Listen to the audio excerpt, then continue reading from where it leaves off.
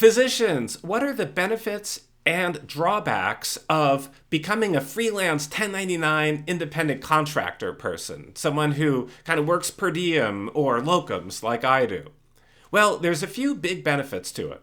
One of the best is you get to choose the days you work. So if you don't want to work a certain day, you just don't schedule it. And since you're in total control over your schedule and you only pick the days you want to work, you'll never work a day you don't want to. So for example, you'll never have to work when your kid is starting school. You'll never have to miss an important soccer game your kids are playing, or you'll never have to miss your parents' anniversary. Number two, you control your vacation schedule.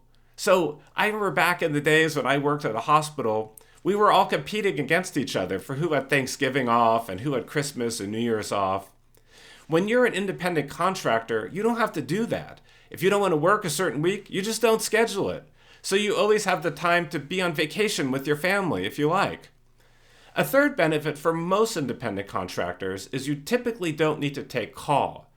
Since usually you're just filling in for a day here or there or a week here or there, you normally wouldn't have to take call as part of that. Although with some locums positions, you might have to take call. It just depends. I don't take call anymore, and I only pick jobs that I don't have to take call. And number four, you have control over where you work. If you love a place, you work there more. If you go somewhere and you don't like it for whatever reason, you just stop going. It's an incredible amount of control, and it's great to not have to go to places you don't like. What are some of the disadvantages? Well, number one, you have to pay all your own expenses. So you typically would have to pay for your own malpractice, although this might be covered with locums. You have to pay for your own health insurance and life insurance and everything else. Number two, there's no guarantee of the job.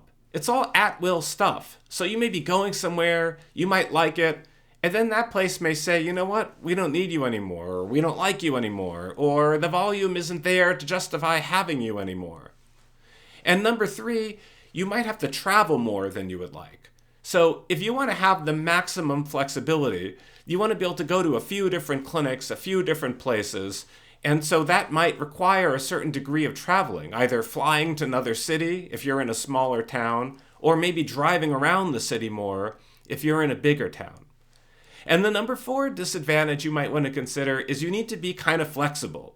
So if you're at a regular job and you're there all the time, you can kind of mold the job somewhat to how you like it. You can make sure they have the catheters or supplies or whatever that you like. If you're just going somewhere here or there, you can't really force them to get the equipment you like or the table you like or the lights you like. You just kind of have to work with what they've got. You have to be kind of flexible for it.